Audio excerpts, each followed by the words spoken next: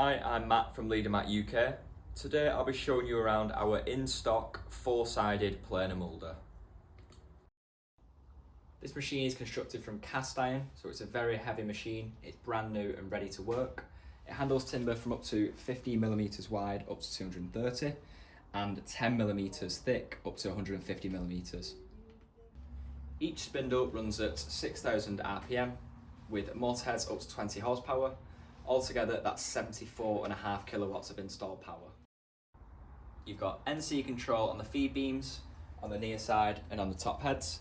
The variable feed speeds run from 6 to 30 meters per minute with hardened and chrome fence to keep everything running smoothly. We've got the Siemens IE3 motors. These do vary from 10 horsepower to 15 horsepower to 20 horsepower.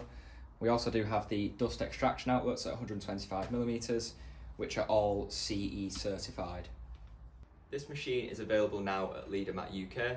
The LMC-623C is a compact cast iron machine ready to be installed and commissioned as soon as possible.